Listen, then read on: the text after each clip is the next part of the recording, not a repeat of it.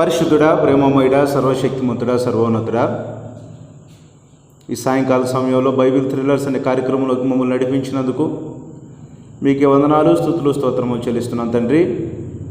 నీ బిడ్డలుగా మేమందరం చేరి బైబిల్లో ఉన్న గొప్ప సంగతులను ధ్యానం చేసి సమయాన్ని మాకు మీరు ప్రసాదించినందుకు మీకే వందనాలు, స్తుతులు, స్తోత్రములు చెల్లిస్తున్నాను తండ్రి.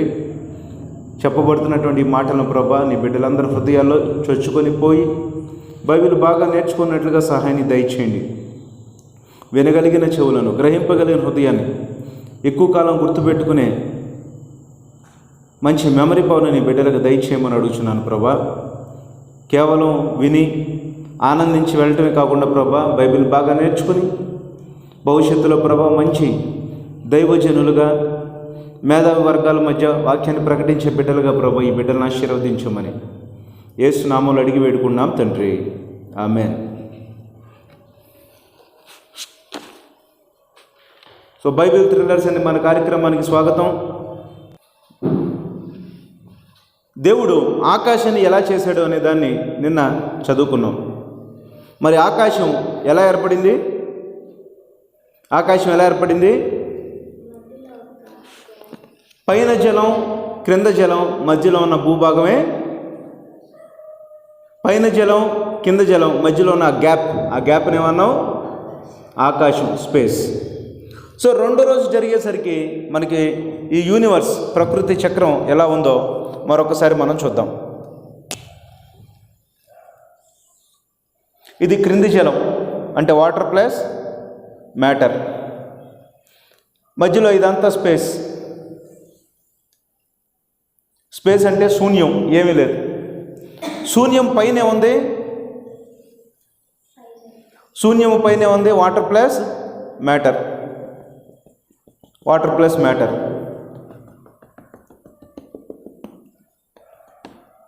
వాటర్ ప్లస్ మ్యాటర్ అంటే వాటర్ ఎక్కడెక్కడ ఉంది? వాటర్ ఎక్కడుంది? శూన్యము కింద, క్రింది జలాల్లో ఉంది. శూన్యము పైన జలాలు. ఈ రెండింటి మధ్య ఉండే ఈ గ్యాప్ని దీన్నే మనం స్కై అన్నాం. స్కై. విమానాలు ఎక్కడే గుర్తి? ఈ స్కైలో. సూర్యుడు ఎక్కడుంటాడు? ఈ స్కైలోనే. చంద్రుడు ఎక్కడుంటాడు? ఈ స్కైలో. స్టార్స్ ఎక్కడుంటాయి? ఈ స్కైలో. మనం చూస్తున్నటువంటి ప్రజెంట్ డే సిచ్యువేషన్లో మనం చూస్తున్నటువంటి స్టార్స్, గ్యాలక్సీస్ అన్నీ ఇక్కడ ఉంటాయి. అంటే ఈ స్టార్స్ ఇవన్నీ దాటేసిన తర్వాత ఏముందనుకున్నాం? పై జలం. అందుకే దావీదు గారు అంటున్నారు ఏమని? పరమాకాశములారా, ఆకాశము పైన జలములారా. ఆకాశం పైన ఏమున్నాయి? జలం. మరి నిన్నటి క్లాసుని యూట్యూబ్లో అప్లోడ్ చేస్తాను, మరి తప్పకుండా చూడండి. ఏ రోజు క్లాసుని ఆ రోజు సిరీస్గా నెంబర్ ఇచ్చి మరీ చెప్తాను. ఒకవేళ మిస్ అయిన వాళ్ళు ఖచ్చితంగా మరి నిన్నటి క్లాసుని చూడవలసిందిగా కోరుతున్నాను. ఇప్పుడు దేవుడు మూడో రోజు సృష్టిని ఎలా చేస్తున్నాడో బైబిల్లో నుంచి చదువుదాం. ఆదికాండం మొదటి అధ్యాయం 9వ వచనం. దేవుడు ఆకాశము క్రిందనున్న జలము ఒక చోటనే కూర్చబడి ఆరిన నేల కనబడునుగా కాని పలుకగా ఆ ప్రకారమాయెను. బాగా మరొకసారి చదవండి. దేవుడు భూమిని చేయటానికి దేన్ని ఎంచుకున్నాడు? ఆకాశము పైన ఉన్న జలం, ఆకాశం క్రింద ఉన్న జలమా? ఆకాశం పైన ఉన్న జలం, ఆకాశం క్రింద ఉన్న జలమా? ఆకాశం క్రింద ఉన్న జలంలో ఇప్పుడు వర్క్ ఇక్కడ స్టార్ట్ అయింది, third day. So third day work, దేవుడి వర్క్ ఎక్కడ స్టార్ట్ అయింది? ఆకాశము క్రింద ఉన్నటువంటి జలం. ఇప్పుడు ఈ జలంలో ఏముంది? Water plus matter. ఇదంతా కలిపి బురద నీళ్లు. ఏ నీళ్ళు ఇది? బురద నీళ్లు. చాలా నీళ్ళు ఉండి అందులో కొద్దిగా మట్టి ఉంది, బురద నీళ్లు. ఇప్పుడు ఈ బురద నీళ్లలో థర్డ్ డే వర్క్ స్టార్ట్ అయింది. ఈ థర్డ్ డే వర్క్ స్టార్ట్ అవ్వడానికి ముందు మరొకసారి జ్ఞాపకం తెచ్చుకుందాం. ఏంటది? మజ్జిగని చిలకటం. మజ్జిగని చిలికితే ఏమైంది? మజ్జిగలో ఉన్నటువంటి వెన్నపూస బయటకు వచ్చింది. మజ్జిగలో ఉన్న వెన్నపూస బయటికి ఎలా వచ్చింది? నీళ్లలో నుంచి ఎలాగైతే ఒక ఉండలాగా నీళ్లలో ఉన్నటువంటి అక్కడక్కడ నిరాకారముగా శూన్యంగా ఉన్నటువంటి ఆ పార్టికల్స్ ఇప్పుడు ఏమవుతున్నాయి? బయటికి రావాలి. బయటికి రావాలంటే ఈ నీళ్ళన్నిటి మీద దేవుడు మజ్జిగ కవ్వం తీసి చిలుకుతున్నట్టుగా దాని మీద వర్క్ స్టార్ట్ చేశాడు. అంటే దేవుడు పెద్ద మజ్జిగ కవ్వం తీసుకుని ఏం చేస్తున్నాడు? ఇప్పుడు క్రిందనున్నటువంటి జలం మీద వర్క్ స్టార్ట్ చేశాడు. ఏంటి ఆ వర్క్? ఇది తెలుసుకోవాలంటే మీకు సెంట్రిఫ్యూగల్ ఫోర్స్, సెంట్రిపెటల్ ఫోర్స్ అని ఉంటాయి. చదివారు ఎప్పుడన్నా? మజ్జిగం చేసేటప్పుడు ఏం చేస్తారంట? మజ్జిగం చేసేటప్పుడు సెంట్రిఫ్యూగల్ ఫోర్స్ వాడతారు. ఎప్పుడైతే ఇది చిలుకుతా ఉన్నారో ఆ హెవీ పార్టికల్స్, లోపల ఉన్నటువంటి ఆ మట్టి, ఇసుక రేణువులు, ఈ బరువైనవన్నీ ఏమైపోతాయి? మజ్జిగ సెంటర్లో నుంచి అవుట్ సైడ్కి కొట్టుకుని పోతాయి. ఆ కొట్టుకుని పోయిన తర్వాత ఈ మజ్జిగ చిలికే వాళ్ళు ఏం చేస్తారు? దాన్ని అప్పుడు సైడ్ని ఇలా పట్టుకుని చేతి ఇలా తిప్పుతూ ఉంటే ఏమొస్తుంది? వెన్నపూస ఉండలు ఉండలు ఉండలు ఉండలు వచ్చింది. ఇలా ఎంతసేపు చిలుకుతారు వాళ్ళు? చాలాసేపు. ఒక గంట సేపు అన్న చిలికితే కానీ మంచి అద్భుతమైనటువంటి ఈ సైజులో ఉండే వెన్నపూస రాదు. వెన్నపూస ఒకసారి వచ్చిన తర్వాత చిన్న చిన్నగా కొద్ది ఉండలుగా వచ్చినటువంటి ఆ వెన్నపూసని ఏం చేస్తారు? గట్టిగా చేసి ఒక మంచి ముద్ద చేస్తారు. ముద్ద చేసిన తర్వాత ఇప్పుడు ఆ ముద్దను వదిలేరనుకోండి, ఎక్కడుండిద్ది అది? నీళ్ళల్లో ఆ మజ్జిగలో కార్నర్కి వెళ్ళిపోతా, సెంటర్లో ఉంటుందా? మజ్జిగ సెంటర్లో కరెక్ట్గా ఎంత పెద్ద శుద్ధ వెన్నపూస, శుద్ధ వెన్న ముద్ద ఏమైంది? నీళ్ల మీద మంచి ముద్దలా రెడీ అయిపోయింది. అయిందా? ఇది అర్థమైతే భూమి ఎలా తయారైందో అర్థమైంది. భూమి ఎలా తయారైందంట? భూమి ఎలా తయారైందంట? దేవుడు 9వ వచనం, ఆకాశము క్రిందనున్న జలములు ఒక చోటనే కూర్చబడి ఆరిన నేల కనపడునుగా కని పలుకగా ఆ ప్రకారమాయను. ఏ ప్రకారమైంది? ఈ కింద వాటర్ ప్లస్ మ్యాటర్, ఈ బురద నీళ్లలో దేవుడు వర్క్ స్టార్ట్ చేశాడు. మరి వర్క్ స్టార్ట్ చేసినప్పుడు ఇదంతా కలిపి మనం ప్రకృతి చక్రం అని చెప్పుకున్నాం ఫస్ట్ డే. అంటే ప్రకృతి చక్రం ఎక్కడి నుంచి స్టార్ట్ అయింది? పాయింట్ ఏ, ఇక్కడ నుంచి స్టార్ట్ అయింది. ఇక్కడ నుంచి స్టార్ట్ అయ్యి ఇదంతా తిరగాలి. ఇప్పుడు తిరిగిందా? సో తిరిగి ఇక్కడ దాకా వచ్చింది, అంటే సగం అయింది. ఈ సగం అంతా దేన్ని ఫేస్ చేస్తుంది? వెలుగుని ఫేస్ చేస్తుంది. ఈ వెలుగుని ఫేస్ చేస్తున్నటువంటి పార్ట్ అంతా దాన్ని ఏమంటారు మనం? పగలు. అంతే కదా? సూర్యుడి నుంచి లైట్ వస్తుంది. భూమిలో ఏ భాగం అయితే సూర్యుడిని ఫేస్ చేస్తుంది అది పగలు. ఇప్పుడు మనం ఎక్కడికి వచ్చేసాం? సూర్యుడు వెనక భాగానికి వచ్చాం. అంటే మనకేముంది ఇప్పుడు? రాత్రి, చీకటి. అలాగే ఈ విశ్వం మొత్తం, ఈ యూనివర్స్ మొత్తం కూడా తిరగటం స్టార్ట్ అయిన తర్వాత ఒక హాఫ్ డే వెలుగులో ఉంది, హాఫ్ డే చీకట్లో ఉంది. ఈ హాఫ్ డే వెలుగు, హాఫ్ డే చీకటి అంటే అస్తమయము ఉదయము కలుగగా ఎన్ని రోజులైంది? ఒక్క రోజు. అంటే ఇప్పుడు ఒక్కసారి చూడండి, ఇక్కడ ఉన్నటువంటి ఈ వాటర్లో ఉన్న మ్యాటర్ని సపరేట్ చేయడానికి దేవుడికి కొన్ని లక్షల కోట్ల సంవత్సరాలు అవసరమైనయా? అవును. ఈరోజు ఏం రోజు అనుకున్నాం? ఇది సూర్యుడి రోజా? సూర్యుడి రోజా లేకపోతే భూమి రోజా? భూదినమా సూర్య దినమా? ఇది విశ్వదినం. ఏ దినం? విశ్వం అంతా ఒక రౌండ్ వేసింది కాబట్టి విశ్వదినం, యూనివర్సల్ డే. భూమి తిరిగితే భూదినం, ఎర్త్ డే. సూర్యుడు తిరిగితే సోలార్ డే. మూన్ తిరిగితే లూనార్ డే. విశ్వం మొత్తం తిరిగితే యూనివర్సల్ డే. ఈ యూనివర్సల్ డే అంటే భూదినాలతో మొదలుపెట్టి, అంటే ఇప్పుడు భూమి సైజు చూడండి ఎక్కడుందో. ఈ వాటర్ ప్లస్ మ్యాటర్లో ఒక చొక్కే భూమి. మరి ఇదంతా పెద్ద విశ్వం, చాలా చాలా చాలా పెద్ద విశ్వం. అంత పెద్ద విశ్వంలో భూమి ఎంతటిదే? ఎంతటిదే. ఇప్పుడు భూమి ఇక్కడ నుంచి ఇక్కడ తిరగడానికి 24 గంటలు పడితే ఎంత పెద్ద యూనివర్స్ తిరగడానికి ఎంత టైం పట్టిద్ది? ఎంత టైం పట్టిద్ది? ఓ కోటాను కోట్ల సంవత్సరాలు పట్టింది. దాన్నే ఒక్కరోజు అన్నారు. ఈ ఒక్కరోజు అనే సబ్జెక్ట్ ఎవరికి అర్థం కాలేదు? చార్లెస్ డార్విన్కి అర్థం కాల. అర్థం కాకపోయేసరికి ఆయన ఏమనుకున్నాడు? బైబిల్ తప్పన్నాడు.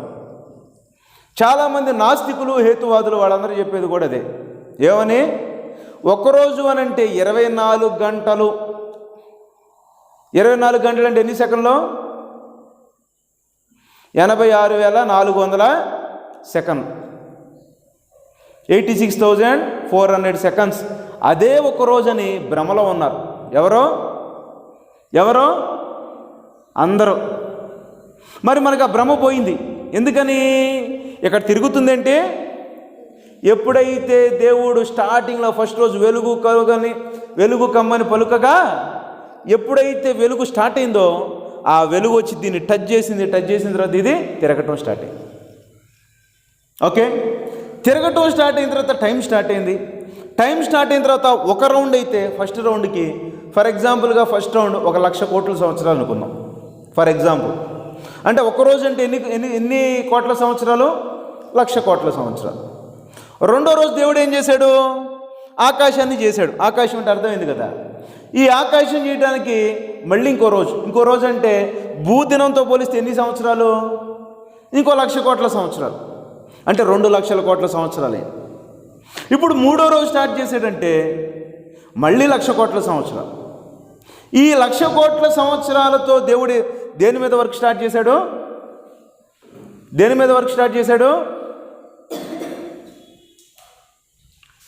మీద వర్క్ స్టార్ట్ చేశాడమ్మా? హలో, దేని మీద వర్క్ స్టార్ట్ చేశాడు? ఆకాశము క్రిందనున్నటువంటి జలం. సో ఇది అర్థమైంది కాబట్టి నేను ఇది మొత్తం డ్రప్ చేసి ఓన్లీ ఆకాశం క్రిందనున్న జలమే డ్రా చేస్తాను. ఓకే, డ్రా చేసి దాంట్లో ఇది ఎంత బ్యూటిఫుల్గా ఉంటుందో చదువు. ఓకే, యెషయా గ్రంథం 45వ అధ్యాయం 18వ వచనం. ఆకాశములకు సృష్టికర్తయగు యెహోవాయే దేవుడు. ఆకాశాన్ని సృష్టించింది ఎవరో? దేవుడు. ప్రపంచంలో ఎవరో చెప్పాలని నేను చేశానని చెప్పింది ఎవరో? దేవుడు. ఆయన భూమిని కలుగ చేసి దాన్ని సిద్ధపరిచి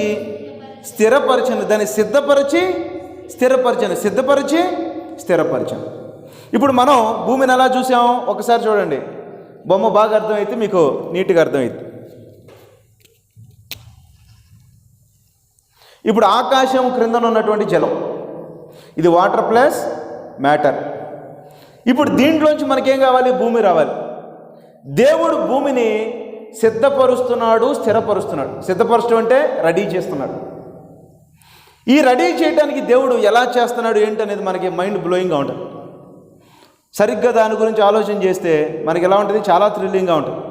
మనం ప్రతి పాయింట్ని చదువుదాం, బైబిల్లో నుంచే చదువుదాం. ఓకే, సో మళ్ళీ చదవండి అమ్మది. ఆకాశములకు సృష్టికర్త యెహోవాయే దేవుడు. ఆయన భూమిని కలుగు చేసి దాన్ని సిద్ధపరిచి స్థిరపరచను. నిరాకారముగా నుండునట్లయిన దాన్ని సృజింపలేదు, నివాస స్థలమగునట్లుగా దాన్ని సృజించను.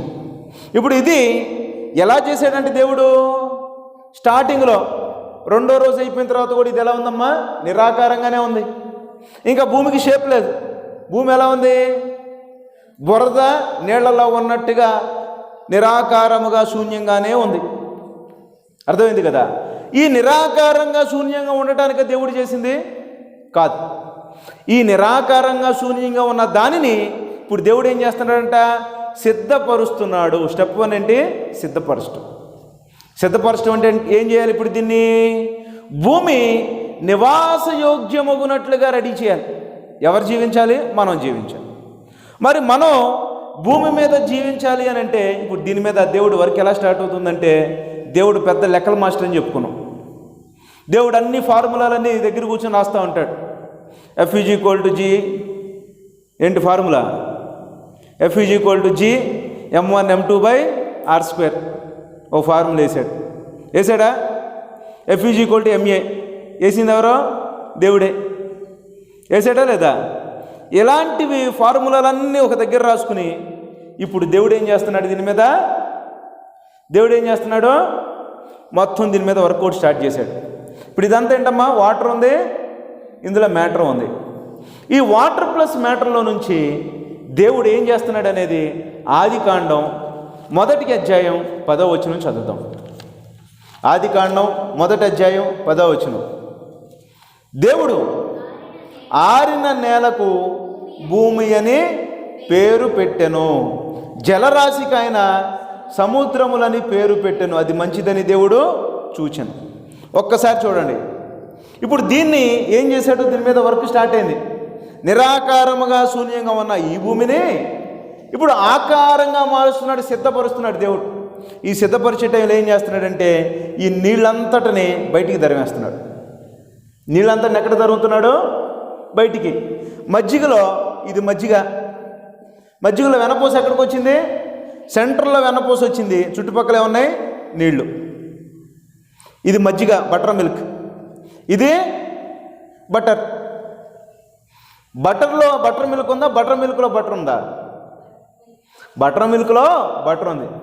అంటే ఒక కొండ నిండా ఉండే మజ్జిగలో ఎంత బటర్ ఉంది? ఒక దోసుడు ఉంది. అలాగే ఈ పెద్ద ఈ స్పియర్లో వాటర్ ప్లస్ మ్యాటర్ ఉండే దీంట్లోంచి ఇప్పుడు ఏమవుతుంది? మెల్లగా ఇందులో ఉన్నటువంటి పార్టికల్స్ అన్నీ బయటకు వచ్చేస్తున్నాయి, సైడ్కి వచ్చేస్తున్నాయి. బాగా చూడండి, ఇందులో ఉన్నటువంటి సాలిడ్ పార్టికల్స్ అంటే బురదలో నుంచి ఆ మట్టి పార్టికల్స్ అన్నీ ఎక్కడికి వస్తున్నాయి? సైడ్కి వచ్చేస్తా ఉన్నాయి. ఈ సైడ్కి వస్తామని ఎందుకని మనం సైన్స్లో చదువుకున్నాం. రౌండ్గా తిరిగేటప్పుడు ఏం జరుగుతాయి అంట? హెవీ పార్టికల్స్ అన్నీ సైడ్కి వెళ్ళిపోతాయి. Centrifugal force. ఓకే, ఈ సెంట్రిఫ్యూగల్ ఫోర్స్ వల్ల ఇవన్నీ బయటకు వస్తాయి. దీన్ని మళ్ళీ ఏం చేయాలి? చేత్తో తీసుకుని ఒక ఉండలాగా చేయాలి. మళ్ళీ దాన్ని తీసుకుని చేత్తో ఉండలాగా చేస్తే చివరికి ఏమైందంటే ఇది ఎలా మారిందో ఇక్కడ చూడండి. ఇలా ఉండి లోపల ఏం మారింది? ఇదంతా ఒక ముద్దలాగా మారిపోయింది. ఈ ముద్ద చుట్టూ ఏమున్నాయి? నీళ్ళు ఉంది. ఇదంతా మ్యాటరు, ఇదంతా వాటరు.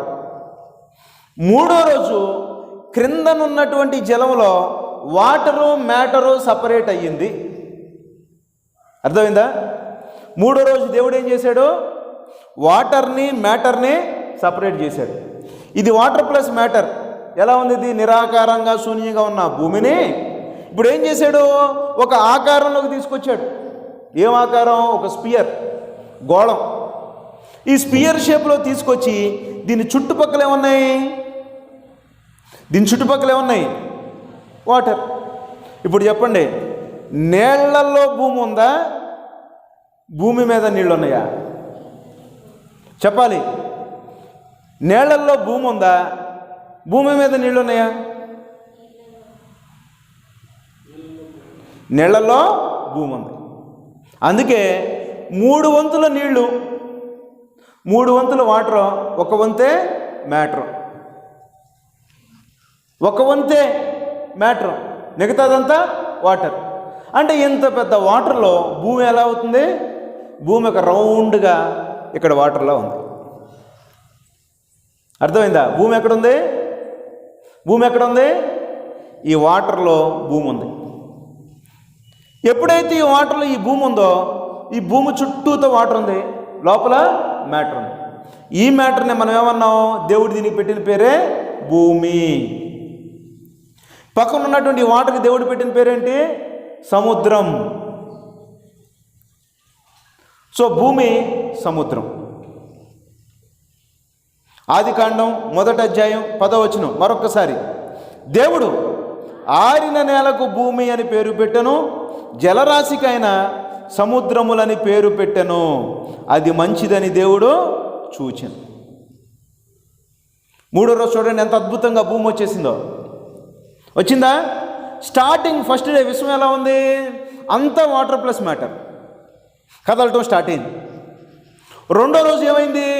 తిరుగుతూ ఉండగానే దేవుడు పై జలం క్రింద జలాన్ని వేరు చేసి మధ్యలో స్పేస్ని పెట్టాడు. ఆ స్పేసే ఆకాశం. మూడో రోజు దేవుడు ఫోకస్ అంతా దేని మీదకి వచ్చిందంటే క్రిందనున్నటువంటి జలం మీద దేవుడు వర్క్ స్టార్ట్ అయ్యింది. ఈ క్రిందనున్నటువంటి జలంలో ఏం చేశాడు? సెంట్రిఫ్యూగల్ ఫోర్స్ని వాడి ఉన్న మ్యాటర్ మొత్తాన్ని సైడ్కి తెప్పించి ఆ మ్యాటర్ మొత్తాన్ని ఒక ముద్దలాగా చేసి ఆ ముద్దకి ఏమని పేరు పెట్టాడండి? భూమి. ఆరిన నేల. ఈ ఆరిన నేల ఎక్కడుంది? ఇప్పుడు ఆరిన నేల ఎక్కడుంది? ఆరిన నేల ఎక్కడుందో చూపించమంటారా? చూపిస్తే మీకు మైండ్ పోతుంది. చూపినా? ఆరిన నేల ఎక్కడుందో చూపినా? సరే, ఈ డయాగ్రామ్ అర్థమైంది కదా. ఇది అర్థమైన తర్వాత ఇదంతా చెరిపేసి మరొక డయాగ్రామ్ డ్రా చేస్తాను చూడండి.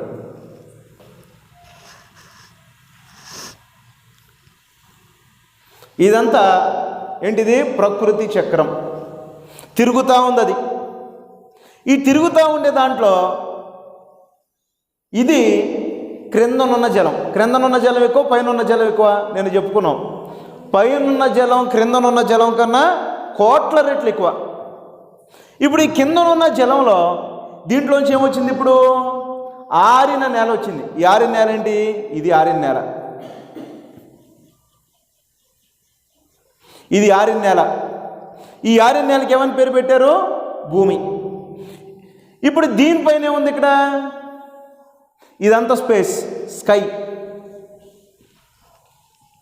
భూమి ఇదేంటమ్మా? సముద్రం. ఇదేంటి? స్కై. ఈ స్కై దాటిన తర్వాత ఏముంది? మళ్ళీ పైన ఉంది, ఈ పైన ఉంది మళ్ళీ వాటర్ ప్లస్ మ్యాటర్. అంటే ప్రకృతి చక్రం మొత్తంలో సెంటర్ ఇది. ప్రకృతి చక్రం మొత్తంలో సెంటర్ ఇది. ప్రకృతి చక్రం యూనివర్స్ మొత్తంలో సెంటర్ ఇది. యూనివర్స్ మొత్తంలో సెంటర్ ఇది భూమి. పాయింట్ అర్థమైందా? యూనివర్స్ మొత్తానికి సెంటర్ ఏంటి? భూమి. అంటే ఇక్కడున్న వాళ్ళ ఫోకస్ దేని మీద? భూమి మీద. ఇక్కడున్న వాళ్ళ ఫోకస్ ఎక్కడి మీద? భూమి మీద. స్కైలో ఉన్న దాని మీద ఉన్న కంటెంట్ మొత్తం ఫోకస్ దేని మీద? భూమి మీద.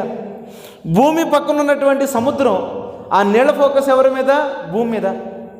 సమస్తానికి సెంటర్ పాయింట్, కేంద్ర బిందువు ఏది? భూమి. దీన్ని బేస్ చేసుకునే మరి పాత రోజుల్లో ఒక ఆయన ఒక థియరీ చెప్పాడు, జియోసెంట్రిక్ థియరీ అని. ఏమని చెప్పాడు? Geocentric theory. జియోసెంట్రిక్ థియరీ అంటే ఏంటి? Earth is the centre of the universe. Earth is the centre of the universe. Earth is the centre of universe అని ఎవరు చెప్పారు? మరి బైబిల్ చెబుతుంది earth is the centre of universe అని. మరి geocentric theory చెప్పినటువంటి ఆయన్ని నువ్వు చెప్పింది తప్పు అన్నారు. ఎందుకని? నువ్వు చెప్పింది తప్పు అని. నువ్వు చెప్పింది తప్పు. కరెక్ట్ ఏదంటే హెలియోసెంట్రిక్ థియరీ అని చెప్పారు. హెలియోసెంట్రిక్ థియరీ అంటే సూర్యుడు యూనివర్స్ మొత్తానికి సెంటర్ అని చెప్పారు. అవునా కదా? కొపర్నికస్ పేరున్నారు కదా. జియోసెంట్రిక్ థియరీ, హెలియోసెంట్రిక్ థియరీ అన్నప్పుడు మీకు ఈ పేర్లు గుర్తుకు రావాలి. ఓకే, కొపర్నికస్ ఏమని చెప్పాడు? హెలియోసెంట్రిక్ థియరీ అంటే ఈ భూమి ఎవరి చుట్టూ తిరుగుతున్నాడు? భూమి ఎవరి చుట్టూ తిరుగుతున్నాడు? సూర్యుడి చుట్టూ తిరుగుతున్నాడు. మరి సూర్య కుటుంబంలో సెంటర్ ఏముంది?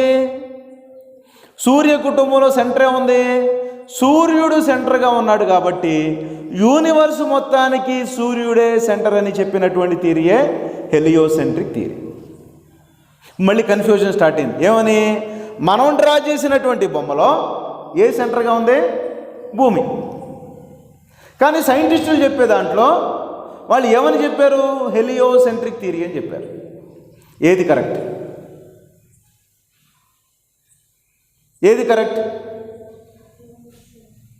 ఏది కరెక్ట్ చెప్పాలి.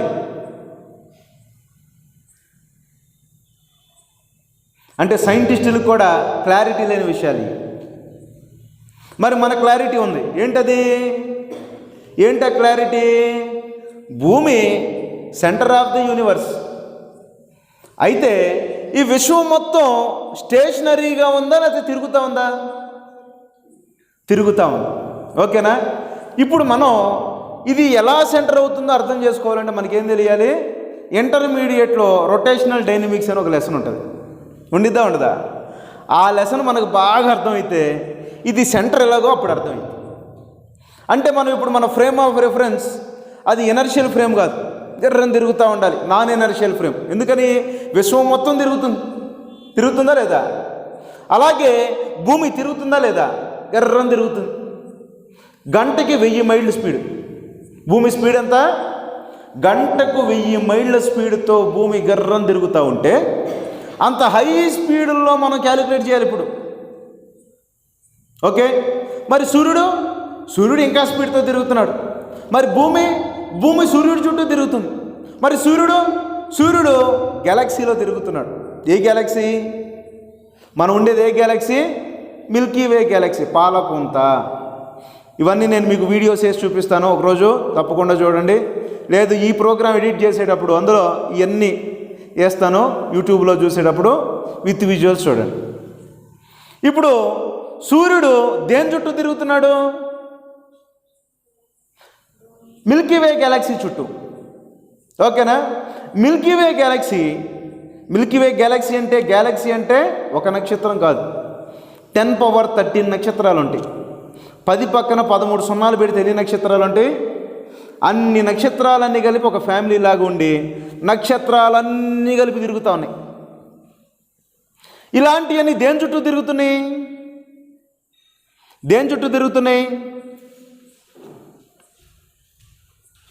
మిల్కీవే గ్యాలక్సీ దేని చుట్టూ తిరుగుతుంది? పక్కనే ఉన్న ఆండ్రోమెడా గ్యాలక్సీ చుట్టూ తిరుగుతుంది. పాయింట్ అర్థమైందా? అంటే ఇప్పుడు సూర్యుడు సెంట్రల్ అవుతాడు చెప్పండి. సూర్యుడే వెళ్ళి మిల్కీవే గ్యాలక్సీ చుట్టూ తిరుగుతున్నాడు. పోనీ మిల్కీవే గ్యాలక్సీ ఏమైనా సెంటర్ అంటావా? అది కాదు. ఎందుకని? మిల్కీవే గ్యాలక్సీ వెళ్ళి దేని చుట్టూ తిరుగుతుంది? ఆండ్రోమెడా గ్యాలక్సీ చుట్టూ. ఇలాంటి ఎన్ని గ్యాలక్సీలు ఉన్నాయి? సైంటిస్టుల అంచనా ప్రకారం 10⁻13 గ్యాలక్సీలు ఉన్నాయి. 10⁻13 గ్యాలక్సీలు సైంటిస్టుల లెక్క ప్రకారం. అంటే సైంటిస్టుల లెక్క ప్రకారమే 10⁻13 గ్యాలక్సీలు అంటే ఇప్పుడు దీని చుట్టూ అది తిరిగి దాని చుట్టూ, ఇది తిరిగి దీని చుట్టూ, మరొకటి తిరిగి యూనివర్స్ మొత్తంలో ఏదైనా కానీ స్థిరంగా ఉందా? ఏది స్థిరంగా లేదు. మరి ఏది స్థిరంగా లేనప్పుడు సూర్యుడు సెంటర్ ఎలా చెబుతారు? అంటే సూర్యుడు దేనికి సెంటర్? సోలార్ సిస్టంలో సూర్యుడు సెంటర్. సూర్యుడు దేనికి సెంటర్? Only solar సిస్టానికి. బాగా అర్థం చేసుకోవాలి పాయింట్ని, క్లారిటీ రావాలి మీకు. Sun is the centre of solar system, not universe.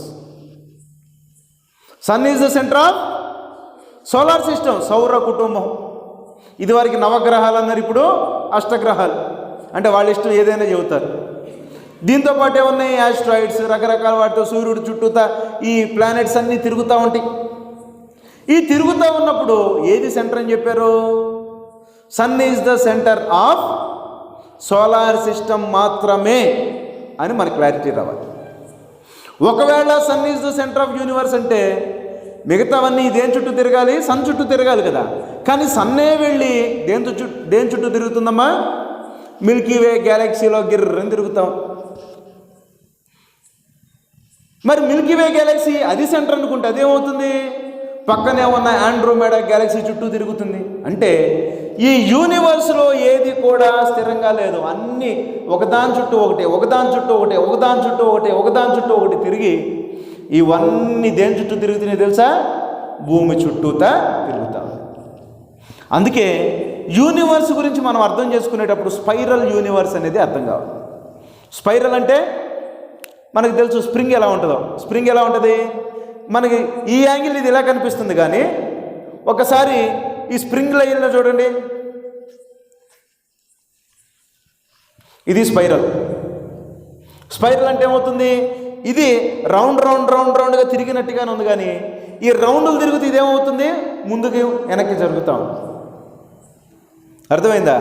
అందుకే ఈ గ్యాలక్సీలో కూడా స్పైరల్ గ్యాలక్సీ అంటారు. ఏం గ్యాలక్సీలో?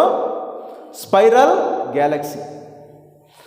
ఇప్పుడు మనం బైబిల్లో చదివిన దాని ప్రకారం ఏది సెంటర్గా ఉందో చెప్పండి? భూమిదే సెంటర్. ఎందుకు సెంటర్? భూమి స్థిరంగా లేదు. భూమి ఎలా ఉంది? గర్రని తిరుగుతాం. భూమి తిరుగుతుందని మీకు ఎలా తెలుసు? డేట్ మారిపోతుంది. ప్రతి 24 గంటలకు ఒకసారి ఒక రౌండ్ వేస్తుంది. ప్రతి 12 గంటలకు ఒకసారి పగలు వస్తుంది. ప్రతి 12 గంటలకు ఒకసారి రాత్రి వస్తుంది. ప్రతి 4 నెలలకు ఒకసారి కాలం మారుతుంది. ఎండాకాలం వచ్చింది పోయింది, వర్షాకాలం వచ్చింది పోయింది, చలికాలం వచ్చింది పోయింది, మళ్ళీ ఎండాకాలం రావడానికి సిద్ధపడి. అంటే తిరుగుతుందా లేదా? ఖచ్చితంగా భూమి తన చుట్టూ తాను తిరుగుతుంది, సూర్యుడి చుట్టూ తిరుగుతుంది. ఇదే కాకుండా ఇది వెళ్ళి మళ్ళీ పాలపుంతలో మిల్కీవే గ్యాలక్సీలో తిరుగుతుంది. మళ్ళీ ఇదంతా వెళ్ళి దేని చుట్టూ తిరుగుతుంది?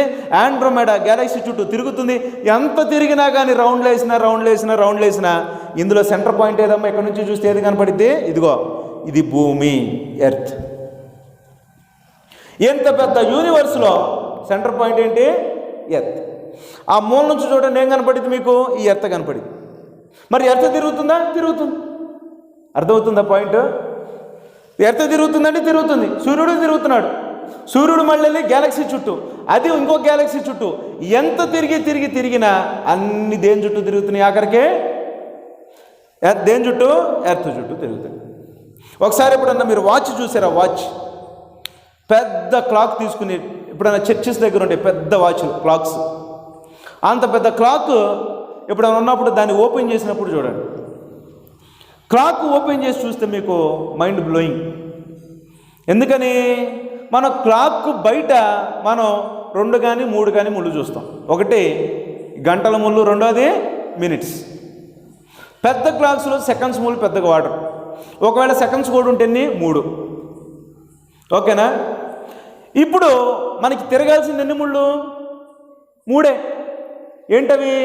Hours, minutes, seconds. మనకు కనిపించేది 3.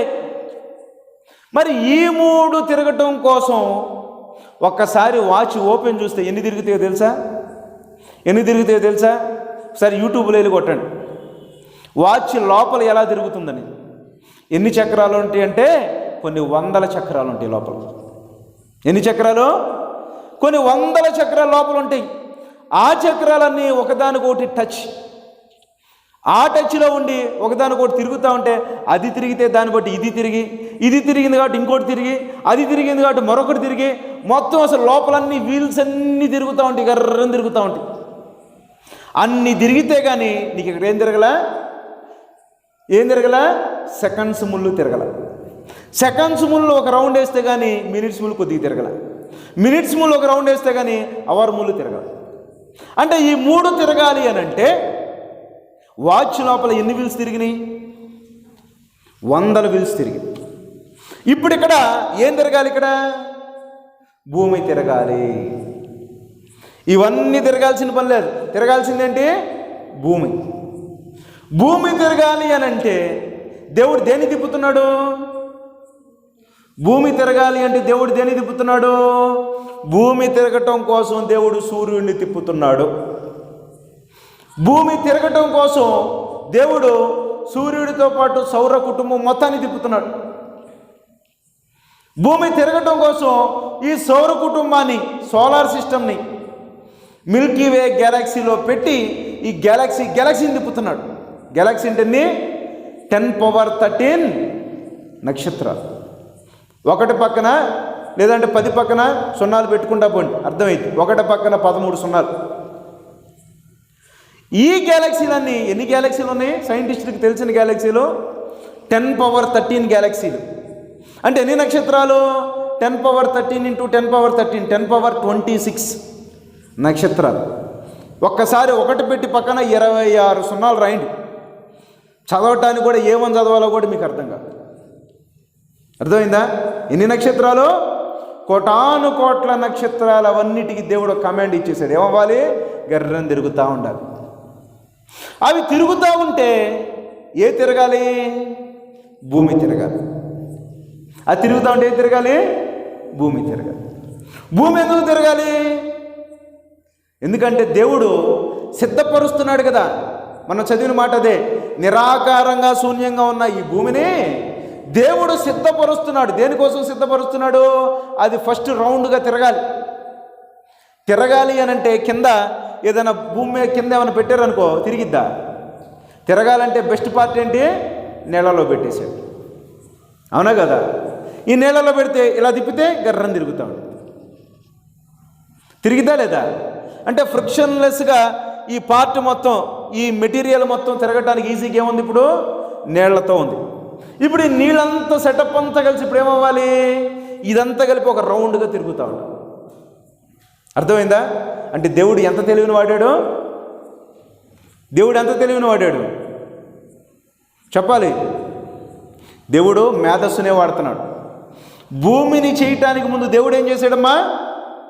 ఒక పెన్ను పేపర్ తీసుకున్నాడు, పుస్తకాలు తీసుకున్నాడు, ఖాళీ పుస్తకాలు తీసుకుని ఏం చేస్తున్నాడు? డిజైన్లు వేస్తున్నాడు, మ్యాపులు గీస్తున్నాడు, బొమ్మలు వేస్తున్నాడు, ఫార్ములాలు రాస్తున్నాడు, ఫార్ములాలు ఫిక్స్ చేస్తున్నాడు, దానికి సైజుని నియమిస్తున్నాడు, దాని రేడియస్ ఎంత ఉండాలో క్యాలిక్యులేషన్ వేస్తున్నాడు లేదా?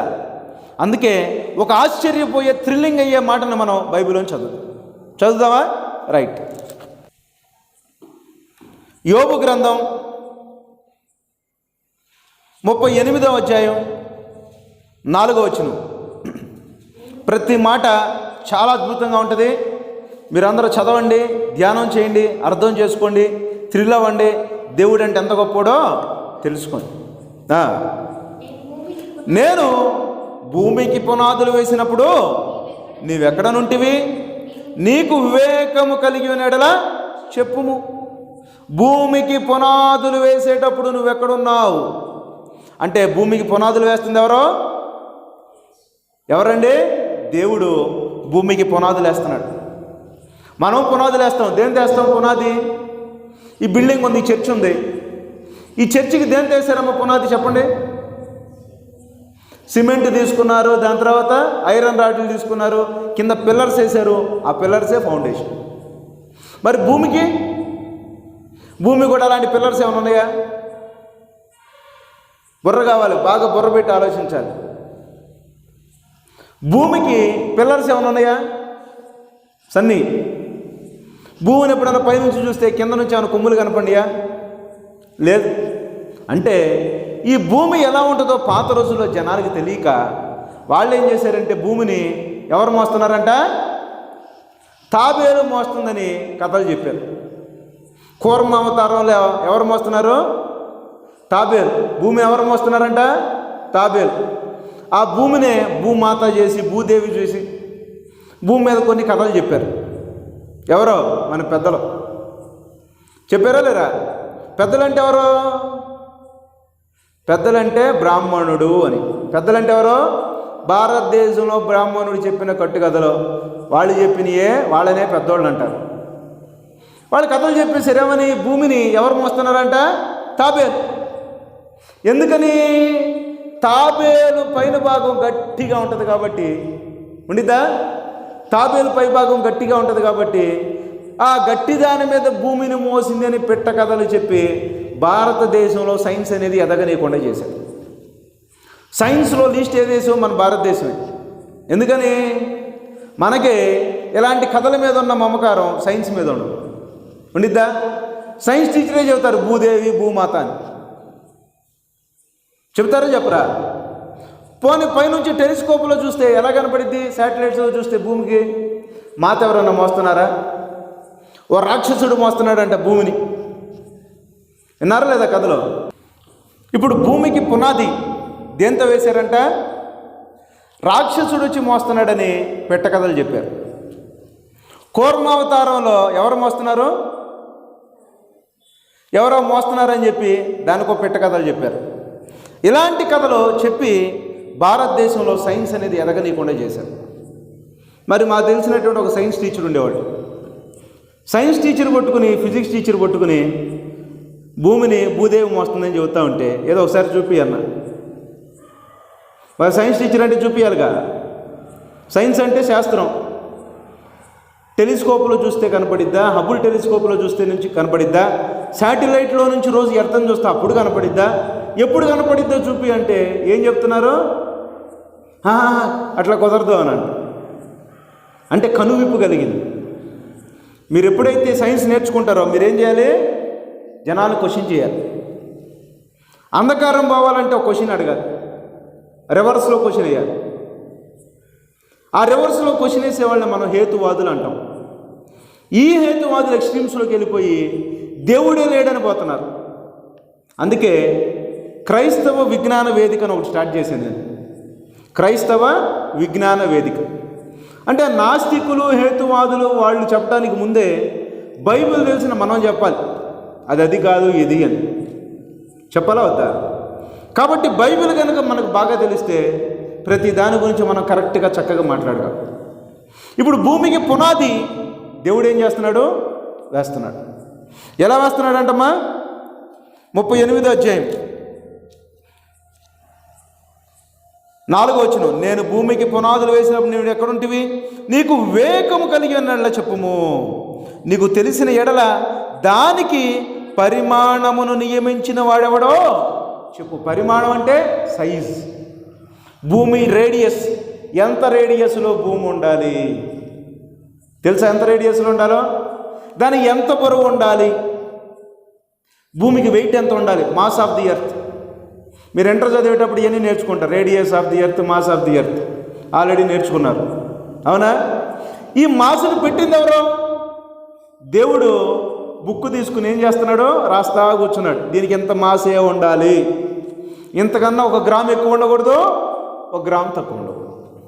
దీని రేడియస్ ఇంతే ఉండాలి, ఎంతకన్నా 1 సెంటీమీటర్ ఎక్కువ ఉండకూడదు, తక్కువ ఉండకూడదు. భూమికి స్పీడ్ అనేది నిర్ణయిస్తున్నాడు. గంటకు 1000 మైల్స్ స్పీడ్తో తిరగాలి. 1000 మైల్.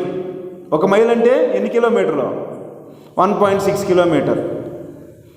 అంటే 1600 కిలోమీటర్ల వేగంతో తిరగాలి గంటకి. ఏది? భూమి తిరుగుతుందా? ఇప్పుడు మనం ఎక్కడ కూర్చున్నాం, భూమి తిరుగుతుందా లేదా?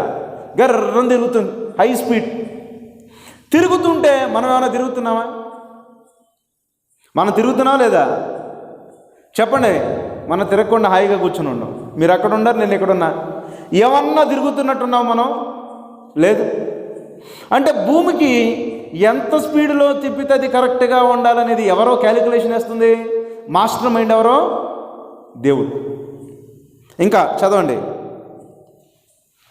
దాని స్తంభముల పాదులు దేనితో కట్టబడినవో చెప్పుము. దేని స్తంభాలు? భూమి కట్టాలంటే దానికి పునాదులు వేయాలి. పునాదులు కావాలంటే స్తంభాలు కావాలి. మరి భూమికి స్తంభాలు తెలుసా నీకు? సైంటిస్ట్కి తెలుసా? పిల్లర్స్ ఆఫ్ ద యూనివర్స్ తెలుసా? పిల్లర్స్ ఆఫ్ ది ఎర్త్ తెలుసా? భూమిని చేసేటప్పుడు దేవుడు భూమికి స్తంభాలను వేసాడు.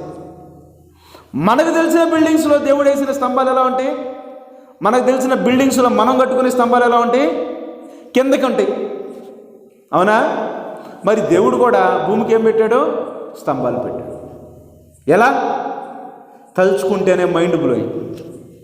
తలుచుకుంటేనే మైండ్ బ్లోయింగ్. ఇక్కడ ఏమన్నాడు? మళ్ళీ చదవండి. దాని స్తంభముల పాదులు దేనితో కట్టబడినవో చెప్పుము. దాని స్తంభముల పాదులు దేనితో కట్టబడినవో చెప్పు. నువ్వు కట్టే స్తంభాలకి పాదులేస్తున్నావు, చెక్కతో పాదులేసి, దాని చుట్టూతా లోపల ఐరన్ వేసి, పక్కన సిమెంట్ వేసి, కాంక్రీట్ వేసి పెద్ద పెద్ద స్తంభాలను నువ్వు చేస్తుంటే దేవుడు కూడా ఏం చేశాడంట? స్తంభాలు పాదులు వేసేసాడు. పిల్లర్స్. ఎర్త్కి పిల్లర్స్ ఏయో చెప్పాలి మీరు ఇప్పుడు. తెలుసా తెలీదా? ఎర్త్కి పిల్లర్స్ తెలుసా తెలీదా? తెలుసుకో. సరే, ఎర్త్ గురించి కాసేపు పక్కన పెట్టి ఒక లారీ తీసుకున్నాం అనుకో. లారీకి పిల్లర్స్ ఉంటాయా? ఫస్ట్ లారీ చేయాలంటే లారీకి ఏం చేస్తారు? ఫస్ట్ కింద పిల్లర్స్ తయారు చేస్తారు. దాన్ని చాసిస్ అంటారు. ఏమంటారు? చాసిస్. ఎప్పుడన్నా మనం హైవే మీదకి వెళ్ళినప్పుడు అప్పుడప్పుడు ఓన్లీ ఆ లారీ ముందుండే చిన్న మూతి లాంటిది క్యాబిన్, డ్రైవర్ మాత్రమే ఉంటాడు. అది కూడా ఆటోలో కూర్చుని తోలుతున్నట్టుగా ఉండి వెనకాలంతా ఒక ఐరన్గా ఉండి ఫ్లాట్గా ఖాళీగా ఉంటుంది. దాని మీద ఏముండదు. దాన్ని ఏమంటారు? చాసిస్. ఈ చాసిస్ అనేది లారీకి పునాది. ఇప్పుడు ఈ లారీని మీరు ఎలా మార్చుకోవాలి? ఒక ట్యాంకర్గా మార్చాలి, కంటైనర్గా మార్చాలనుకో. ఏం చేయాలి? ఇప్పుడు ఆ చాసిస్ మీద మీకు ఏ సైజు కంటైనర్ కావాలో ఆ సైజు కంటైనర్ తీసుకొచ్చి దాని మీద పెట్టుకోవచ్చు. లేదు, దానిని మీరు ఎలా మార్చుకుందాం అనుకున్నారంటే ట్రాన్స్పోర్ట్ వెహికల్గా మార్చుకోవాలంటే ఏం చేయాలి? దాని మీద మీకు ఏ షేపులో కావాలంటే ఆ షేపులో నచ్చినట్టుగా దాన్ని చేసుకోవచ్చు. బేస్ ఏంటి దానికి? చాసిస్. అలాగే దాన్ని ఆయిల్ ట్యాంకర్గా మార్చాలనుకో ఏం చేయాలి? ఫుల్ రౌండ్గా దాన్ని మార్చేసి పైనుంచి ఆయిల్ వేయటానికి, ఓ పక్క నుంచి ఆయిల్ తీయటానికి ఓపెనింగ్స్ పెట్టుకోవాలి. అర్థమవుతుంది కదా? ఇదే లారీలో సిమెంట్ ఎక్కించాలనుకో దానికి తగినట్టుగా మనం మార్చుకోవచ్చు. దేని మీద కట్టాలి? చాసిస్ మీద. అంటే లారీకి పునాదులు ఏంటి? చాసిస్. ఏదైనా కట్టాలి అంటే దానికి పునాది ఉన్నట్టుగానే భూమిని కట్టాలనుకున్నప్పుడు దేవుడు పునాది ఎక్కడ వేసాడో తెలుసా? భూమి పునాదులు భూమి మీదే వేసాడు. మీకు థ్రిల్లింగ్గా ఉండదు, ఇప్పుడు వింటేనే ఆశ్చర్యం కలిగేది. భూమి పునాదులు దేంట్లోనే? భూమిలోనే. మనిషి వేసే పునాదులు ఎలా ఉంటాయి? కిందెక్కడో కిందకు తవ్వేసి దాని మీద పునాదులు వేసి ఆ పునాది మీద ఇల్లు కడితే దేవుడు భూమి పునాదులు దేని మీద వేస్తున్నాడో తెలుసా?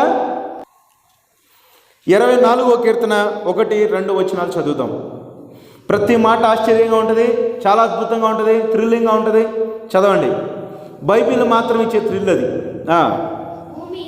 భూమియు దాని సంపూర్ణతయు లోకమును దాని నివాసులను యెహోవాయే. భూమి ఎవరిదే? యెహోవాదే. ఇప్పుడు పునాదులు ఎలా వేసాడో చెబుతున్నాడు, చదవండి 2వ వచనం, 24వ అధ్యాయం 2వ వచనం. ఆయన సముద్రముల మీద దానికి పునాదులు వేసెను. పునాదులు దేంట్లో వేసాడు దేవుడు? సముద్రాల మీద. మరి మనం ఈ ఇల్లుకి పునాదులు ఎక్కడ వేసాం? ఈ ఇల్లు భూమి మీద ఉంది కాబట్టి దేని మీద వేసాం మనం పునాది? భూమి లోపల వేసాం, అవునా కదా? ఎంత పెద్ద బిల్డింగ్ వచ్చిందంటే కింద ఎంతో తవ్వితే కానీ మనకి పునాది కట్టివాడు. ఒక స్కై స్క్రాపర్ కట్టాలి మనం, ఓకేనా? టాలెస్ట్ బిల్డింగ్ కట్టాలి. ఈ టాలెస్ట్ బిల్డింగ్ కట్టాలంటే పైన ఎంతైతే ఎత్తు ఉంటుందో కింద కూడా అంత డెప్త్లో తవ్వుకుంటూ వెళ్ళాలి, అంతేస్తే కానీ అది నిలబడదు. అలాగే ఇప్పుడు ఒకసారి ఈ డయాగ్రామ్లో చూడండి, భూమి ఎక్కడుంది? బోర్డు మీద చూడాలి అందరూ. భూమి ఎక్కడుంది? నీళ్ళల్లో ఉంది, సముద్రంలో, అవునా కదా? భూమి దేంట్లో ఉంది?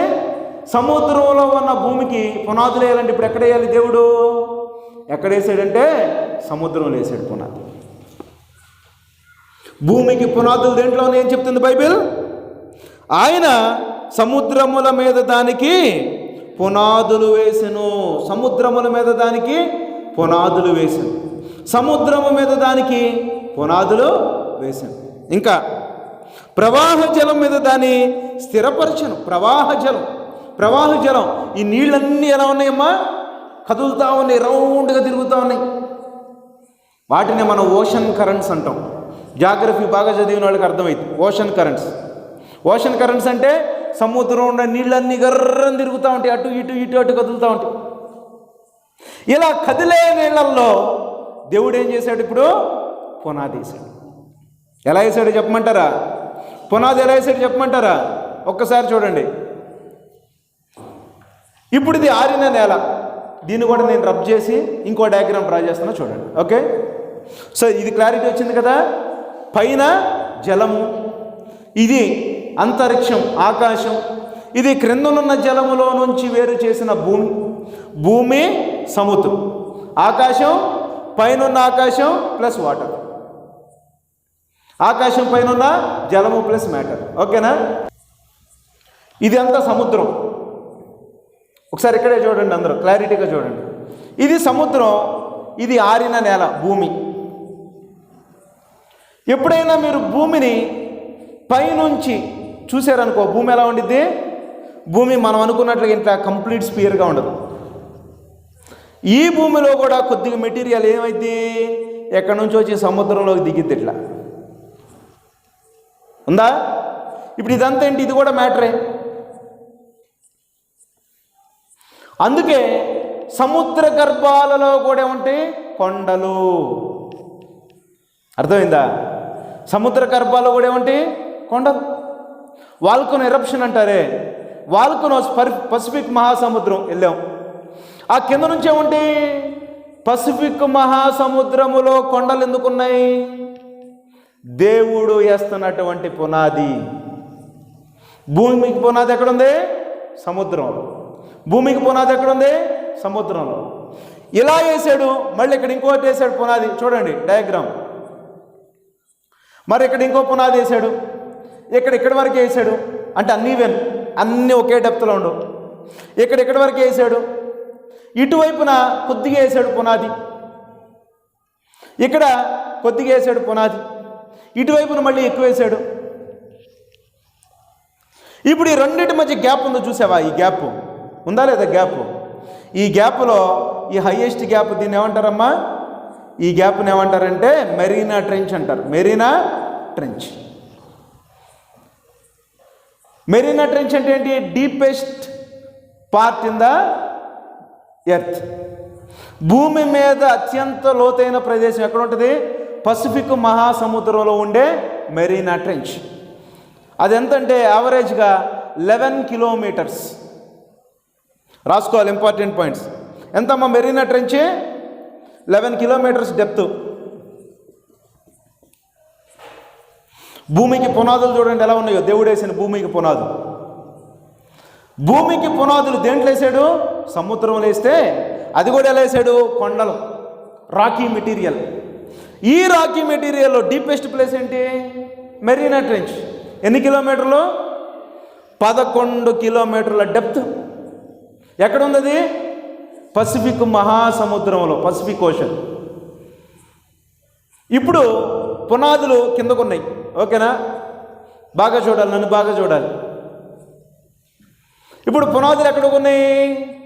సముద్రం వైపు కొన్ని బయటికి, అంటే ఒక డైరెక్షన్ ఉంది. మరొక డైరెక్షన్లో దాన్ని బ్యాలెన్స్ చేయాలా వద్దా? బ్యాలెన్స్ చేయాలా వద్దా? ఆ బ్యాలెన్స్ చేయడానికి భూమి మీద దేవుడు ఏం పెట్టాడు తెలుసా? హిమాలయాలు.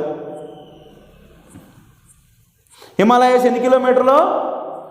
8 కిలోమీటర్ల హైట్లో హిమాలయాలు. ఒక హిమాలయాలు ఉన్నాయా? మౌంట్ ఆల్ప్స్, అవునా కదా?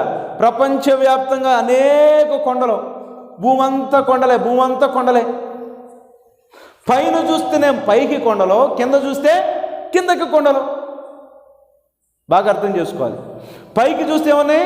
పైకి కొండలు, కిందకు చూస్తే సముద్రంలో కొండలు. ఇదే దేవుడు వేసిన పునాదులు. అర్థమైందా? భూమికి పునాదులు దేవుడు దేంట్లో వేసాడు? సముద్రంలో వేసాడు. సముద్రంలో వేసేటప్పుడు కూడా 2 సేమ్ వేసాడా? ఇటు ఇక్కడ చూడండి, పైకి 8 కిలోమీటర్లు, కిందకి 11 కిలోమీటర్లు. ఇప్పుడు పైకి 11, కిందకి 11 ఉందనుకో, ఏమైంది అప్పుడు? భూమి సరిగ్గా పైకి కిందకి ఒకే హైట్ ఉండటం వల్ల అది బ్యాలెన్స్డ్గా ఉంటుంది. కానీ భూమి తిరిగేటప్పుడు దేవుడు ఒకసారి నమ్మిటు, భూమి తిరిగేటప్పుడు దేవుడు ఏమని కోరుకున్నాడంటే, భూమి స్ట్రైట్గా ఉండి తిరగాలని కోరుకోవాలి. భూమి ఎలా తిరగాలి? వంగి తిరగాలి. చదివారు కదా జాగ్రఫీలో. భూమి ఏమైంది?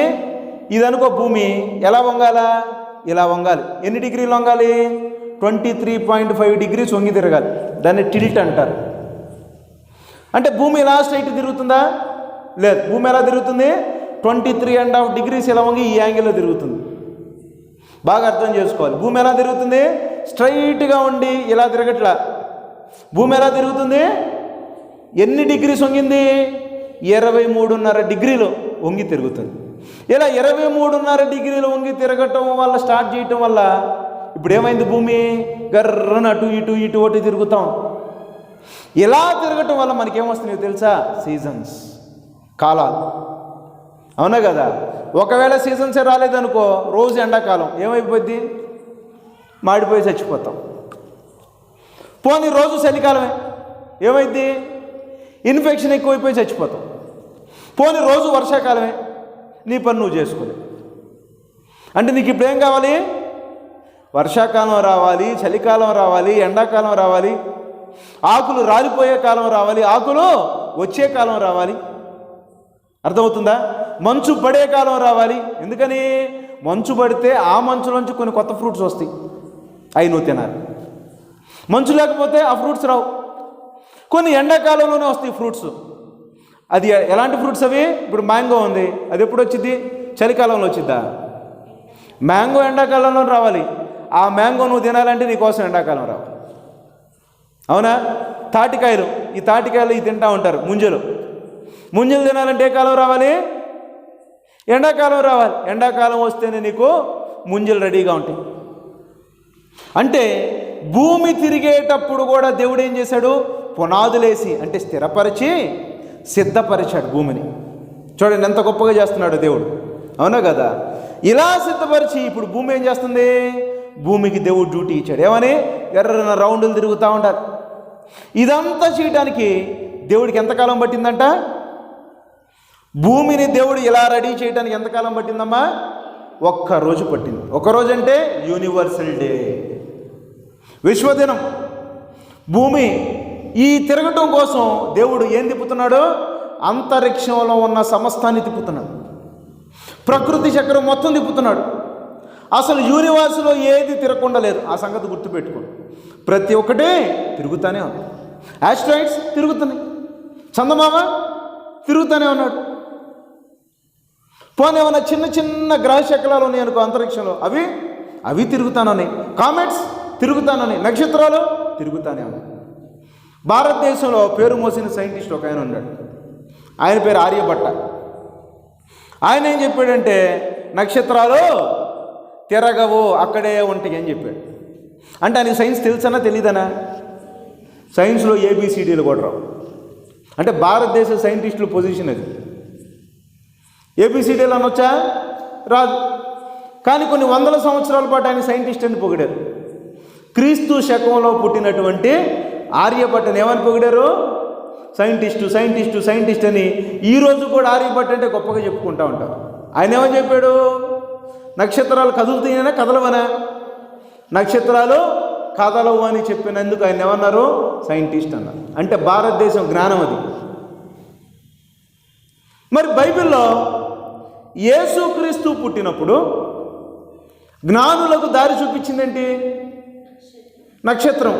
కదిలింది అక్కడే ఉందా? కదిలింది అక్కడే ఉందా? ఎక్కడో ఉన్న నక్షత్రం కదిలి కదిలి కదిలి కదిలి కదిలి ఏం చేసింది? దారి చూపించిందంటే నక్షత్రాలు కదులుతాయని చెప్తుందా బైబిల్? కదలవని చెప్తుందా? నక్షత్రాలు కదులుతాయి. నక్షత్రాలు ఎందుకు కదులుతాయి? భూమి కోసం కదులుతాయి. భూమి కోసం ఎందుకు కదులుతున్నాయి? ఎందుకంటే భూమి మీద దేవుడు ఏదో గొప్ప పని ఒకటి చేస్తున్నాడు. ఒక 2 అద్భుతమైన మాటలు చదివి మనం ముగించుకుందాం. ఓకే,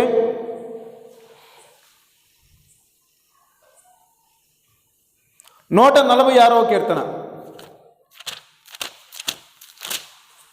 146వ కీర్తన 6వ వచనం. ఆయన ఆకాశమును భూమిని సముద్రమును దానిలోని సర్వమును సృజించినవాడు, ఆయన ఎన్నడూనూ మాట తప్పనివాడు. దేవుడు ఏం చేశాడంట? ఒకసారి చూడండి సీక్వెన్స్. పైన ఆకాశాన్ని చేశాడు, తర్వాత భూమిని చేశాడు, ఇంకా భూమి దేంట్లో ఉంది? సముద్రంలో ఉంది. సముద్రాన్ని చేశాడు, సముద్రంలో ఏముంది? భూమి యొక్క పిల్లర్స్, భూమి పునాదులు ఉన్నాయా లేదా? అందుకే సముద్రంలో ఉన్న సమస్తాన్ని ఆయనే చేశాడు. ప్రకృతిలో ఒక్కొక్కసారి సముద్రం లోపలికి వెళ్తే మనకి మైండ్ బ్లోయింగ్, అద్భుతంగా ఉంటుంది. అసలు సముద్రం లోపలికి వెళ్తే మనకి పైకి కొండలు ఎలా ఉన్నాయో కిందకి ఎలా ఉంటాయి కొండలు. దేంట్లో? సముద్రంలో. ఎక్కడికి ఉంటాయి కొండలు? డౌన్ పార్ట్లో కొండలు ఉంటాయి. అర్థమవుతుందా? ఇవన్నీ చేసింది ఎవరంట? దేవుడు చేశాడు. మళ్ళీ చదవండి ఆ మాటని. ఎవరు చేశారంట? చదవమ్మా. ఆయన ఆకాశమును భూమిని సముద్రమును దానిలోని సర్వమును సృజించిన వాడు. దేవుడు చెబుతున్నాడు, నేను చేశాను, నేను చేశాను, నేనే చేశాను. మెరీనా ట్రెంచ్ చేసింది ఎవరమ్మా? దేవుడు. హిమాలయాన్ని చేసింది ఎవరు? దేవుడు. దేవుడే చేస్తున్నాడు, పైకి కిందకి పైకి కిందకి. ఎందుకని? ఈ భూమి రౌండులుగా తిరగాలి. మరొక మాట చదువుదాం. 89వ కీర్తన 11వ వచనం. 89వ కీర్తన 11వ వచనం. ఆకాశము నీదే, భూమి నీదే. ఆకాశం ఎవరిది? దేవుడిది. భూమి ఎవరిది? దేవుడిది. అంటే భూమి ఓనర్ ఎవరు? భూమి ఓనర్ ఎవరు? దేవుడు. ఆకాశం దేవుడిదే, భూమి కూడా దేవుడిదే. భూమిని ఎలా చేశాడనేది మనం దేంట్లో చదివాం? సైంటిఫిక్ వరల్డ్లో చదివాం, బైబిల్లో చదివాం. బైబిల్లో నుంచి పిచ్చెక్కిచ్చేటట్టుగా చదివాం. అవునా కదా? సైంటిస్టులకు తెలుసా భూమిలో కిందకి కొండలు ఎందుకు ఉన్నాయని? తెలియదు వాళ్ళకి. అసలు భూమి లోపలికి అలా వెళతా ఉంటే చుట్టుపక్కల ఆ రాకీ మెటీరియల్ ఎందుకు ఉండేదో వాళ్ళకి తెలియదు. మరి మనకి బైబిల్లో ఇది ఎప్పుడు చెప్పిన మాటలవి? ఎప్పుడో వేల సంవత్సరాల క్రితం దావీదు గారు చెప్పిన మాటలు. అవునా కదా? దావీదు ఎప్పుడోడు? క్రీస్తుకు పూర్వం 1000 సంవత్సరాల క్రితం ఉన్నటువంటి దావీదు. అంటే 3000 సంవత్సరాల క్రితమే బోధించిన లేటెస్ట్ సైన్స్. అందుకే టీవీలో మనది ఒక ఫేమస్ డైలాగ్ ఉంది. ఏమని? ప్రపంచం అనేది ల్యాబొరేటరీ అయితే బైబిల్ ల్యాబొరేటరీ మాన్యువల్. ప్రపంచం అనేది ఏంటి? ఒక ల్యాబ్కి మాన్యువల్ ఏది? బైబిల్. నీకు యూనివర్స్ గురించి తెలుసుకోవాలంటే ఏం చదవాలి నువ్వు ఇప్పుడు? బైబిల్ చదివితే యూనివర్స్ నీకు అర్థమైపోతుంది.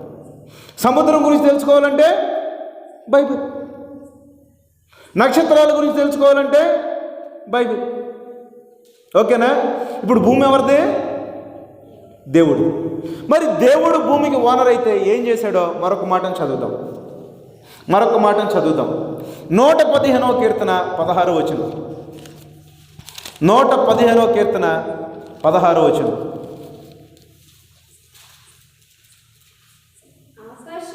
ఆకాశములు యెహోవా వశం. ఎవరిదంటే ఆకాశం? ఆకాశం ఎవరిది? యెహోవాది. భూమి ఎవరిదని చదువుకున్నాం ఇందాకడ? భూమి ఎవరిదని చదువుకున్నాం ఇందాకడ? దేవుడిది. దేవుడిదే కదా. ఆకాశం దేవుడిదే, భూమి దేవుడిదే. ఇప్పుడు ఆ భూమిని దేవుడు ఏం చేస్తున్నాడో చదవండి. 16వ వచనం. ఆకాశములు యెహోవా వశం, భూమిని ఆయన నరులకు ఇచ్చి ఉన్నాడు. భూమికి ఇప్పుడు ఓనర్స్ని ఎవరిని చేశాడు? ఎవరిని చేశాడు? నరుల్ని చేసేసాడు. ఇదిగో నువ్వు ఓనర్. నువ్వు ఓనర్ కాబట్టి ఏం చేస్తున్నావు? అక్కడ ఒక ఎకరం, ఇక్కడ ఒక ఎకరం, అక్కడో సెంటు, ఇక్కడో సెంటు, అక్కడో 2 అంకణాలు, ఇక్కడో 4 అంకణాలు కొంటున్నావా లేదా? భూమికి ఓనర్ అయిపోతున్నావు. నిన్ను ఓనర్గా ఉండమని ఎవరు చెప్పారు? దేవుడే. దేవుని పిల్లలైనటువంటి మనల్ని ఏం చేశాడు? భూమిని, ఇదిగో ఇది నీ స్వాస్థ్యం. మరి ఆకాశం మనకి ఇలా ఏమిచ్చాడు దేవుడు మనకి? భూమి మొత్తం నీదే.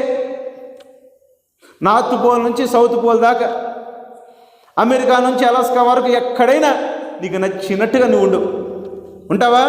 నీ ఇష్టం. మరి ఇక్కడ పుట్టినోళ్ళు ఎక్కడో ఫారెన్లోకి వెళ్ళి ఉంటున్నారు. ఎక్కడో ఫారెన్లో ఉన్నవాళ్ళు ఎక్కడికి వచ్చి సెటిల్ అయ్యారు. అవునా? మరి ఎక్కడో ఉన్నటువంటి జనం ప్రపంచం అంతా నలుమూలలా తిరుగుతున్నారంటే ఎవరిచ్చినటువంటి భాగ్యం అది? దేవుడిచ్చినటువంటి భాగ్యం. ఇదిగో భూమి నీకు ఇచ్చేసాడు, నీ ఇష్టం. భూమి మీదకి నువ్వు వచ్చిన తర్వాత భూమి ఎవరిదిక? నీ భూమి, నీ ఇష్టం. భూమి ఎవరిది? భూమి ఎవరిది? మందే. ఇప్పుడు భూమికి ఓనర్ ఎవరు? మనం భూమికి ఓనర్ అయిపోయి ఇచ్చేసాడా లేదా? భూమి మీద అధికారం మనుషులకి ఇచ్చి, ఇదిగో ఇది నీది, నువ్వు ఏలు భూమిని అని చెప్పాడు. అంటే పవర్. ఇంత పెద్ద భూమి, ఈ భూమిలో మనం ఏదైనా చేసామా? పునాది వేసామా? ఒక రాయన్న చేసామా? భూమిలో ఒక రాయినైనా మనం చేసామా? మనం ఏం చేయలే. సముద్రాన్ని వేసామా? చేయలే. ఒక చుక్క నీటి బొట్టుని చేసామా? చేయలే. అవునా కదా? భూమిలో మనం ఏది చేయలే. చేసిందంత ఎవరు? మనం ఈరోజు చదివాం. దేవుడే నిరాకారముగా శూన్యంగా ఉన్న భూమిని ఏం చేశాడంట? స్థిరపరిచాడు, సిద్ధపరిచాడు, స్థిరపరిచాడు. స్థిరపరిచిన దాని మీద ఓకే రైట్ అన్నాడు, దాని మీద టిక్ మార్క్. ఏదైనా మనం కొన్నాం అనుకో, కొనంగానే ఫస్ట్ దానికి సర్టిఫికెట్ ఇస్తారు. ఏమని? ఓకే గుడ్ అని టిక్ మార్క్ కొడతారు. కొట్టిన తర్వాత ఇస్తారు. అవునా కదా? దేవుడు కూడా ఏం చేశాడంట? భూమిని చేసిన తర్వాత ఒకసారి చదవండి. ఆదికాండం 1వ అధ్యాయం. ఆదికాండం 1వ అధ్యాయం 10వ వచనం. దేవుడు ఆరిన నేలను, మళ్ళీ దేవుడు ఆరిన నేలకు భూమి అని పేరు పెట్టెను, జలరాశికైన సముద్రములని పేరు పెట్టెను, అది మంచిదని దేవుడు చూశాను. సర్టిఫికెట్ ఇచ్చేసాడు. ఏమని? చేసిన భూమి వండర్ఫుల్, అదిరిపోయింది అంతే. ఇక బ్లూ ప్లానెట్. అటు చూస్తే నీళ్లు, ఇటు చూస్తే అస్సలు భూమి అంతా ఎంత అందంగా ఉంది. అన్నిటికన్నా అందంగా ఉండే ప్లానెట్ ఏంటమ్మా? భూమి. ఎంత అందమైన ప్లానెట్ని చేసి, అంత సముద్రాలను చేసి, భూమి తిరిగే ప్రక్రియను పెట్టి, తిరుగుతుందా లేదా? మొత్తం పర్ఫెక్ట్గా దాన్ని తిప్పుతా. ఎన్ని కిలోమీటర్లు? గంటకు 1600 కిలోమీటర్ల వేగం. అవునా కదా? గంటకు 1000 మైళ్ళు స్పీడ్తో భూమి స్పీడ్గా తిరుగుతూ ఉంది. భూమిని బేస్ చేసుకుని తిరుగుతూ ఉంటే ఎంత అద్భుతంగా ఉంది. అది స్ట్రైట్గా తిరగకుండా ఏం చేశాడు దేవుడు? వంకర తిప్పాడు. వంకర ఎందుకు తిప్పాడు? సీజన్స్ రావాలి. సీజన్స్ ఎందుకు రావాలి? నీకు నచ్చినట్టుగా నువ్వు ఉండాలి. అంటే దేవుడు ఎన్ని క్యాలిక్యులేషన్లు వేసాడమ్మా?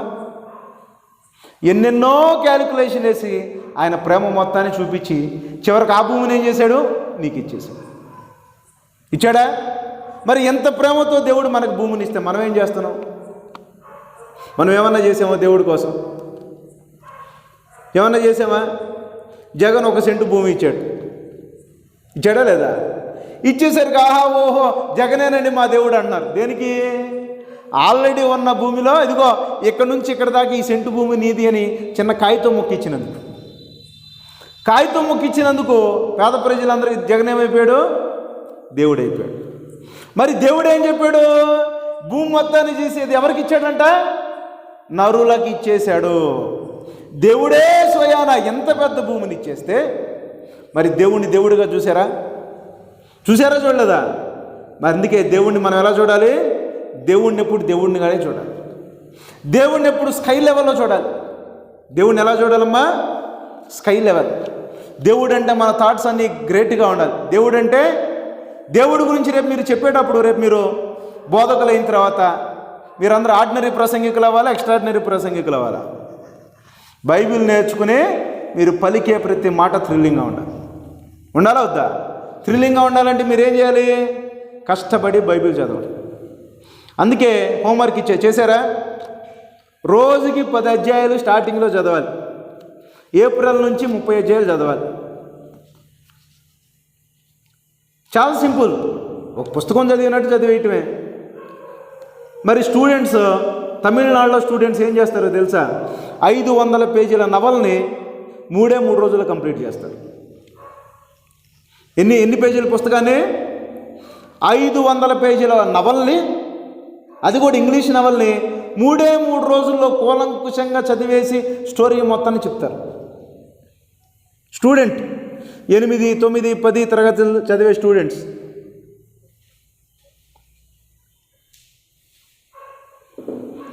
ఎనిమిది 9, 10 ఇంటర్ చదివే స్టూడెంట్స్. నువ్వు చదవలేవా? 10 అధ్యాయాలు చదవలేవా? చెప్పండి. 10 అధ్యాయాలు రోజు బైబిల్ చదవలేరా? ఒక విద్యార్థి రోజుకి 3 రోజులు 500 పేజీలు అంటే ఎన్ని పేజీలు చదువుతున్నాడు రోజుకి? సుమారుగా 200 పేజీలు చదువుతున్నాడు. అవునా కదా? మిమ్మల్ని 200 పేజీలు చదవమలేదుగా. బైబిల్ మొత్తం మహా అయితే ఎన్ని పేజీలు ఉంటాయి? 500, 600 పేజీలు. అంటే మీరు కూడా పూనుకుంటే బైబిల్ ఎన్ని రోజుల్లో చదవచ్చు? 3 నుంచి 5 రోజుల్లో చదవచ్చు, అర్థమైనా అర్థం కాకపోయినా. ఇలా బైబిల్ని ఒక్కసారి చదివితే కాదు, రిపీటెడ్గా చదువుతా ఉంటే అప్పుడు బైబిల్ మనకి ఎక్కింది. అర్థమవుతుందమ్మా? కాబట్టి ఇనీషియల్గా ఈరోజు మీ డ్యూటీ అంటే 10 అధ్యాయాలు ఖచ్చితంగా చదవాలి. ఆదికాండం 1 నుంచి 10 దాకా ఈరోజు చదవమన్నా మీరు చదివినా చదవకపోయినా రేపు 20 లోపు కంప్లీట్ అయిపోవాలి. చదువుతారా? ఖచ్చితంగా చదవాలి. ఎందుకంటే లోక జ్ఞానాన్ని సంపాదించేవాడు కష్టపడి చదువుతున్నాడు, ఎంతో నాలెడ్జ్ సంపాదించాలి. అవునా కదా? దైవ జ్ఞానాన్ని సంపాదించాలని నువ్వేం చదువుతున్నా? ఒక ప్రసంగం వినేసి వెళ్ళిపోతే వచ్చేసిద్దా? అర్థమైందా లేదా? మరి ఈ ప్రసంగం చెప్పాలంటే నేనెంత చదవాలి? కాబట్టి బైబిల్ ఊరికినే రాదు. బైబిల్ రావాలంటే ఏం చేయాలి? దాని మీద తపస్సు చేయాలి. అవసరమైతే టైం అంతా పెట్టేయండి, అవసరమైతే స్కూల్ ఎగ్గొట్టేయండి, కాలేజ్ ఎగ్గొట్టేయండి. ఓకే? బైబిల్ చదివి అందులో ఉన్న కంటెంట్ని బుర్రలోకి ఎక్కించు. ఎందుకంటే ఇది ఎవరి గ్రంథం? ఫస్ట్ రోజు చెప్పుకుని, ఇది ఎవరి గ్రంథం? ఇది యెహోవా గ్రంథం. ఇది ఎవరి గ్రంథం? యెహోవా గ్రంథం. Universal manual. అవునా కదా? రేపు కంటిన్యూ చేద్దాం. 3వ రోజు ఇంక అవలా. 3వ రోజులో మనం ఏం చదివాం? ఒక ఫస్ట్ హాఫే చూసాం.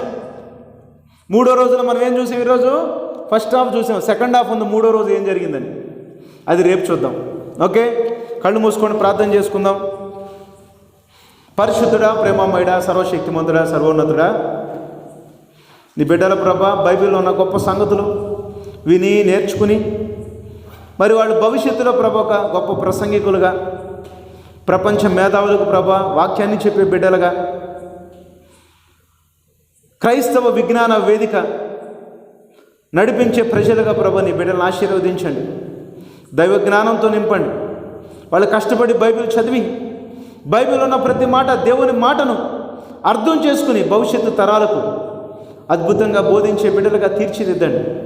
నీకు ఇష్టలుగా వాళ్ళు జీవించినట్లుగా సహాయాన్ని దయచేయండి ప్రభా. ఈ కార్యక్రమాన్ని ఆశీర్వదించండి, అనేక మంది నడిపించండి. అలాగే యూట్యూబ్లో ప్రభా ఈ యొక్క మెసేజ్ని పెడుతూ ఉండగా ప్రభా లక్షలాది మంది చూసి బైబిల్ని నేర్చుకున్నట్లుగా మీ సహాయాన్ని దయచేయమని యేసు నామములో అడిగి వేడుకున్నాం తండ్రి. ఆమేన్. తండ్రి అయిన దేవుని ప్రేమ, కుమారుడైన యేసుక్రీస్తు వారి కృప, పరిశుద్ధాత్మ యొక్క అన్యోన్య సహవాసం ఒక చేరిన ప్రతి బిడ్డకు తోడైండి నడిపించును గాక. ఆమేన్. మరి మా ఛానల్ని సబ్స్క్రైబ్ చేసుకోండి, లైక్ చేయండి, షేర్ చేయండి. అందరికీ దీనిని ఫార్వర్డ్ చేయవలసిందిగా కోరుతూ ఉన్నాను. అలాగే కామెంట్ చేయండి. మరి అలాగే ఇలాంటి వర్తమానాలు అనేకం మీ కొరకు అందించినట్లుగా ప్రార్థన చేయండి. మరి హిస్టరీలో నుంచి కొన్ని వందల ప్రసంగాలు అందించాలని సిద్ధపడుతూ ఉండగా అవన్నీ మరి మంచి క్వాలిటీగా రికార్డ్ అయ్యి మీ ముందుకు వచ్చినట్లుగా మీరందరూ మీ అనుదిన ప్రార్థనలో జ్ఞాపకం చేసుకోవాల్సిందిగా కోరుతున్నాం. మరి రికార్డింగ్ కొరకు రికార్డింగ్ స్టూడియో కావాలి, మరి 4K కెమెరా కావాలి, అలాగే 16 GB ల్యాప్టాప్ కావాలి. వీటన్నిటి కొరకు ప్రార్థన చేయండి. మీరు ప్రార్థన చేస్తూ ఉండగా మరి దేవుడు అనుగ్రహిస్తూ ఉండగా అనుగ్రహించిన కొలది మీకు అనేకమైనటువంటి గొప్ప గొప్ప సంగతులు బైబిల్ గ్రంథంలో నుంచి అందించుటకు మేము సిద్ధపడుతున్నాం.